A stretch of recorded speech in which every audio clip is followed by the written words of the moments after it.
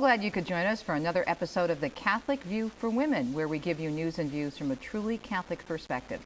I'm Teresa Tomeo, along with my wonderful co-hosts, as usual, Astrid Beta Gutierrez from Hispanics for Life, and Janet Morana from Priests for Life, and of course, also Defending Life program right here on EWTN and the South Lamore Awareness Campaign. All right, this is one of those, actually all of our shows are in direct response to what our viewers are requesting, but this is a really interesting topic because I experienced this in my own marriage, and we're actually going to hear from my husband, Deacon Dominic. Equally yoked, getting right with God in your marriage. Oftentimes when we have converts or reverts to the faith, we have a husband who may be ahead of his wife in the faith journey, or the wife ahead of the husband. And that can cause some real challenges in the relationship. Yeah. And so we thought that it would be interesting to look at this and give some advice from both the husband's perspective and the wife's perspective on this. But you know, Teresa, I think what happens is when you have, like, whether it's the husband or the wife, let's say the couple together had drifted from their faith, let's just say that. And whichever one comes back first, well, the first thing that usually I know they become aware of is like, oh my goodness, we were going against the church's teaching, and now we have to repent for those sins of maybe using contraception, maybe prior abortions, maybe addictions to pornography, all these things that are in the culture that when you walk away from God, you get enmeshed in. And then when you make your journey back, your eyes are opened, you know, the scales come away from your eyes. And now you're correcting your behavior, but what if that other spouse is not coming alongside you? And that can be a cause for divorces, and even, you know, because of the fact that, especially I find with people I've spoken to, when one spouse is addicted to pornography, that's like a real big thing. And now you come back and you realize these behaviors that were in your marriage were so inappropriate and so wrong in God's eyes. And the one who's coming back to the faith wants to leave that part of you know, and not bring that into the marriage any longer. And if the other person isn't on the same page, it creates a real rift. Well, also when you're talking about pornography, you're talking about often addictive behavior. Right. Pornography is a huge issue, and so when someone is confronted spiritually, you know, the Holy Spirit is going to work in them whether they accept the teachings or not. But they could feel very offended, but then also having to deal with that addiction is a whole nother aspect of the relationship. Yes, and the spouses that come to the faith, obviously as they grow in their knowledge of the faith and of God and trusting in Him, and of course the first role is to pray for their spouse, the humility to say, I love you no matter what, unconditionally. Right. That's for better or for worse, exactly. As they say. And then, of course, you know, I think, Astrid, you have a lot of experience with this, and so do I, because of our work in the pro-life movement. Prior abortions that have not been dealt with, and now when one comes back to the church and is repenting maybe of a prior abortion, or the other spouse has I've had even where men are coming back to the church and the wife has had a prior abortion that she hasn't dealt with yet, and now they're fumbling around like, how do I deal with her now? How do I let her see what I've found in the Lord again so she can be healed? So these are all issues that as we grow to come back in our faith, when we're not on the same page, the couples, that can really present a great problem. And the other thing I think that husbands and wives have to realize is that sometimes people automatically think that when they re-enter into a relationship with Christ, come back to the church or come into the church, that it's going to be all hunky-dory. Everything's going to be wonderful. You're not going to have any problems. It's going to be perfect because God is back in your life. Well, that's when the devil is going to really start to stir things up, because he doesn't want you to be equally yoked, because a strong husband and wife can make a huge difference not only in their own family but in the world. And so it's going to get rougher at first. That's what happened with me and my husband, Deacon Dominic. He came back to the church about a year before I did. And it was God prepared him for some of the troubles that we were going to go through. But it was rough because I felt he was judging me, and I felt he thought I was a bad Christian. And so it took a while, about 2 years for me to come around and realize what he was doing was not only important for him, but important for us. And so it's just it takes a lot of patience, it takes a lot of prayer, but in the end it's really worth it. Yes. And of course, another area is your prayer life. You know, when one comes back, now suddenly they're maybe reading the Magnificat or the Word Among Us. Or entering a Bible study. Or something like that, right? Or they're want to go to daily Mass. They're like drinking in the faith, and they're starting to bring home, like Mother Angelica always said, holy reminders. Pictures and statues start popping up around the house. Dominic did that. He dropped off. He would put all these like very subtle or not so subtle hints, like leaving little books and holy cards around for me to read, and just various places where I would hang around in the house, you know, but subtle. You probably picked it up a baseball bat. And go, what's this? Yeah. You know, because if you're not there yet, you find all that stuff creeping into your home like annoying. And the other person is just, so in love with the Lord now, they've come back, they want to have those holy reminders. They want to have those things around. And these are all difficulties. And I have had some very dear friends of mine, and they've been struggling with this as a couple. And the person who's not back in the church yet almost begins to make fun of the other person. Oh, sure, there goes the holy roller, off to mass again. And that's a hurt.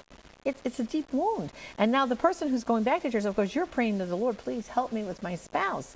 Let them see the joy I've found in the Lord. How do I get them back? And I know from our viewers' responses, emails we've gotten, it's a huge issue out there. One of the things, so go ahead.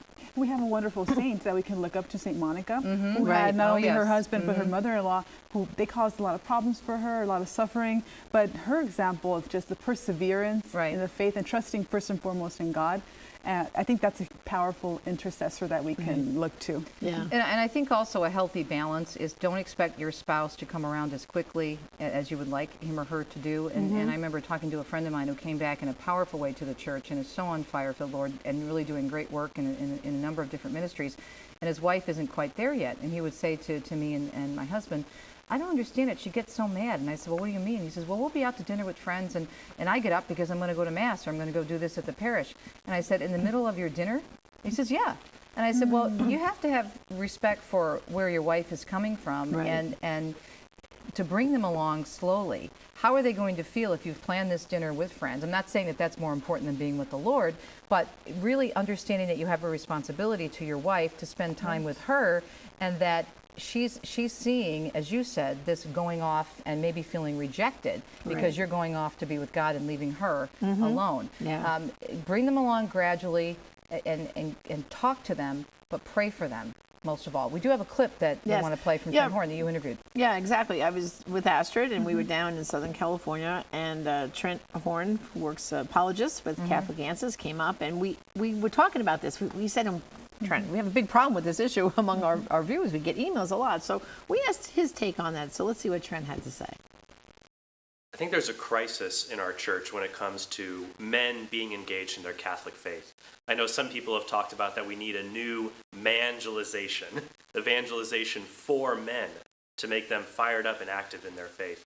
But what do wives do when their husbands just don't want to lead in this area?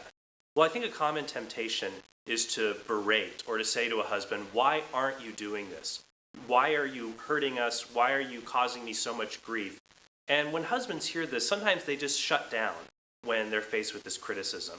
So I recommend a different approach. I recommend something more uplifting to say, I believe in you. I love you. I married you because you're smart, you're a leader, you're assertive, and I'm so proud to have you be the leader in our family. But our faith is important to us, and I believe in you and your ability to lead our family in faith. So I want to give this to you, but I want you to be built up to do this, to encourage men to know, yes, they are able to do this. We live in a culture where men on television are essentially treated like idiots. They're talked down to. But we can build husbands up to show, no, they're not like that. And the second thing I would recommend is that men often want to look at issues from a logical, analytical perspective. So oftentimes, to see an issue as important, they might need to see how other men have logically thought through the issue. So maybe, for example, if contraception doesn't make sense to a husband, he should read a book written by another man that lays out the arguments to show why contraception is bad for their spouse and bad for their marriage. So just remember to build up husbands and let them know that they are the men God intended them to be to lead families. I like that term, new evangelization. New evangelization, exactly, yeah. I mean, what he expressed there is, like we were saying, the problem that you have when you're on that different page, and good hints on how to, bring them back together. And I love the way that he says to really look at your attitude, and that women should affirm the men in their role and what their strengths are, and basically not cut them down, but basically build them up and call them. our call to evangelize is an invitation. Right. You know, we don't hit them over the head with it. We invite people gently, and more than anything, the example, I think, is what really leads people to see the truth. Well, that's what made the difference in my relationship with my husband. At first, he was very heavy-handed, and then he backed off and prayed for me, and he started to change. And I saw his attitude toward me, our relationship, and in his own life change. And he had such peace, and I wanted that peace, and that's what eventually brought me around. That's beautiful. right. Yeah. Yeah, well, it's that desire for the peace. And I would say also, too, it's important, to have a spiritual director, you know, because when the two are not on the same page, if you have a spiritual director where you're having a regular meeting with, then you're making sure that you're on the right path. Also, you know, when you've come back to the church, some people do make a mistake of kind of diving in too full force and thinking they're going to pull everyone along with them. And I think a spiritual director helps to keep you a little more grounded, because you're bouncing off what's going on in your life, what's going on in your family, and you're getting some good advice. I mean, I've heard cases where, you know, priests have told people, yes, going to daily mass is good. Of course it is. You want to drink in the Eucharist every single day if you can. But if in doing that daily mass, you're neglecting your family for some reason, you're asking someone else to get your kids to school so you can go to daily mass. Now, wait a minute. Hold on. Your first obligation is to your husband and your children. Right. And then if you can once you get them to school, if you can go to a later mass, that's okay. But you shouldn't be dropping your responsibilities at home. And I think very often, Teresa, sometimes you're getting so in love with about being back with the Lord, you're kind of pushing everything else out of your way. The example I And you gave have of to my have good friend balance. before the interview that we showed with Trent, and getting up the middle of dinner and Right. leaving to go to church, and Yeah. you know, put some balance in it and understand, you know, that marriage. And again, we're not saying you don't focus on God. We often hear stories, even some of the evangelists in the Protestant world, some of the big speakers talk about women who want to get gung-ho involved in a Bible study, but they reject their kids, or they leave them with babysitters, or they run the Bible study and their home is in disarray. And so there has to be a balance. That's right. Yeah, and the Lord would never ask you to reject that commitment of the sacrament of marriage and the family, your children. Which is you know your what I'm first saying? Right, your first vocation. vocation, Right. We're going to talk more about this, and we're going to hear actually from someone near and dear to my heart, my That's husband, right. Deacon Dominic, Deacon about Dominic. some advice and some of the things that he's dealt with as a deacon in terms of marriage issues, and also a little bit about our own story, our reversion to the church. Equally Yoked, getting right with God in your marriage. That's what we're talking about in this edition, this episode of The Catholic View for Women. Don't forget, we always have our website for you to refer to with great information. You can sign up for our e-newsletter and also see our discussion questions and our homework, which we'll also have for you when we come back right after these messages. TheCatholicViewForWomen.com. Stay tuned.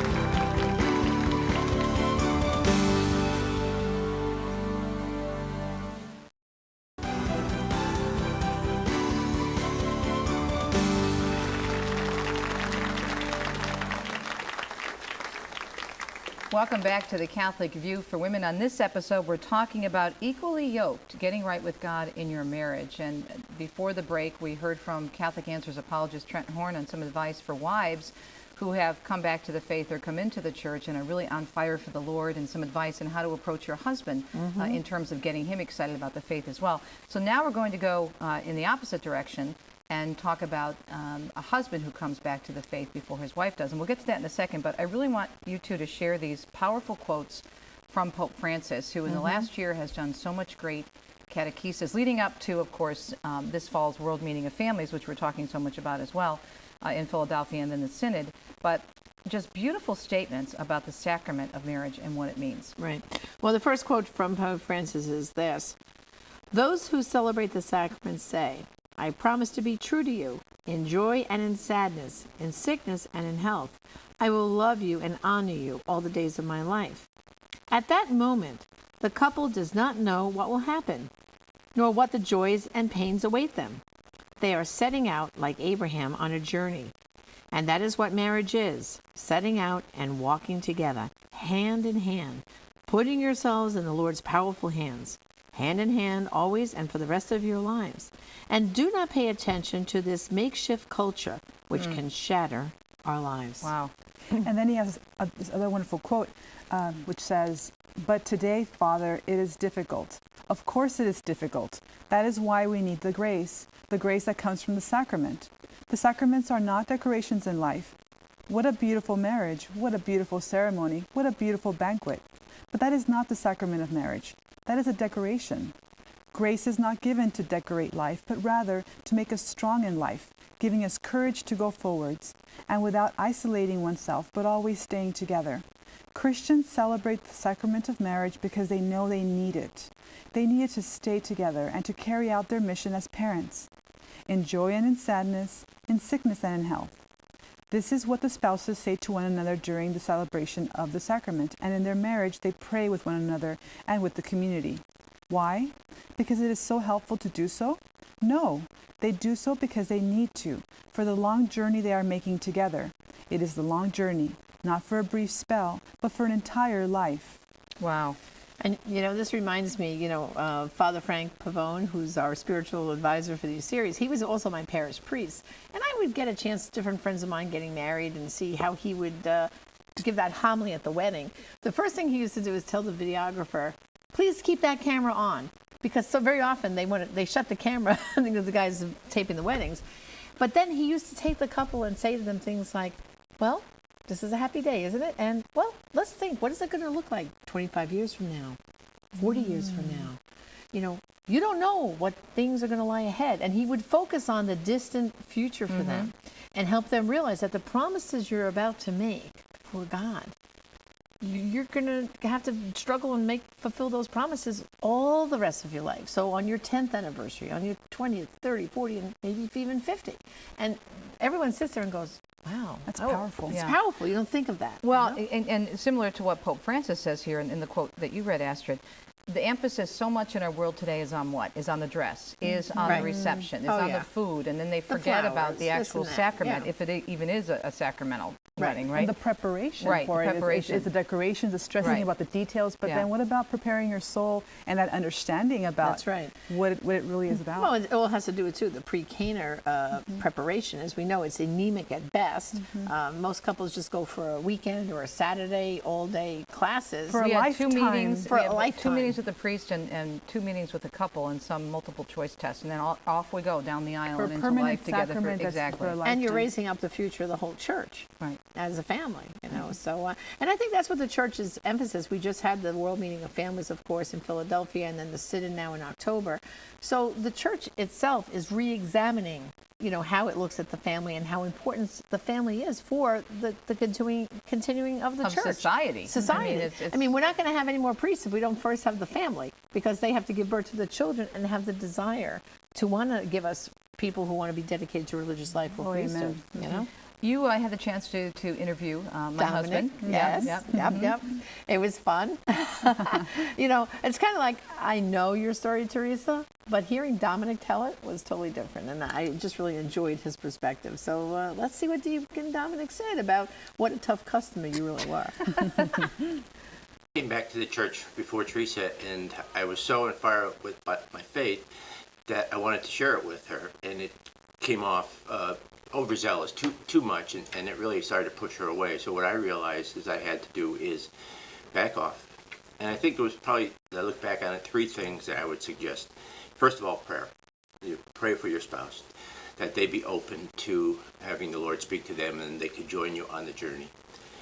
Then, as a guy, I think we like to do things. So show your faith in what you do, in how your attitudes and your actions have changed, the way you live your life, the way you talk to others, the way you treat your wife, and let that be the underlying thing that you show how much the Lord has done for you by what you do now and how you live your life differently. Teresa even says, in hindsight, that was one of the things that impressed her the most. After I backed off, she saw me as a different person, saw the different things that I was doing or not doing, and then that became something that she wanted to have. And then I think through it all, lastly, I would suggest is that you model Christ in when he met sinners, and that he met them where they were at. And not that your wife is sinning per se, but he met people where they're at and he lifted them up, whether it was the woman at the well or the cripple at the pool. He didn't condemn them. He just started to talk with them, and before you knew it, they were on a different level of their discussion. So maybe there's times when you can engage in a normal conversation and then just work in some faith ideas, some thoughts, or how you looked at things differently now than when you did in the past. And I think eventually your wife will come to you and maybe start asking you questions about this newfound faith of yours or this reversion. And it becomes more attractive to them that way instead of hitting them over the head with the Bible. It took about a year, I would say, before she started to show signs of interest. And the first step was going back to Mass. We hadn't been going to Mass regularly at that time, but I had started going back to Mass, and I kept it, even though I knew that that was a kind of a source of the problem or an issue at the beginning, because I would go and she wouldn't. I just gave it up to the Lord and prayed for her during Mass, and then she started to come back to Mass. And then she would ask me, at the time I was in a Bible study, and she started just to ask me questions about what I was reading or what I was studying, or just how's it going at Bible study. And even if it sounded like a kind of a surface question, I took the opportunity to go a little bit deeper than the surface question might indicate, and just talk to her about how wonderful this faith is of ours that we grew up with, and not knowing all that we should, and now finding out these things. It was wonderful, and I would share a few little tidbits, if you will, just to get her interested. And then slowly she started talking about it more and more, and we started going to Mass more and just being more engaged in our faith. And then we started to get involved in some church activities, because they're kind of safe. You can do the outside of Mass. It's not real, religious, if you will.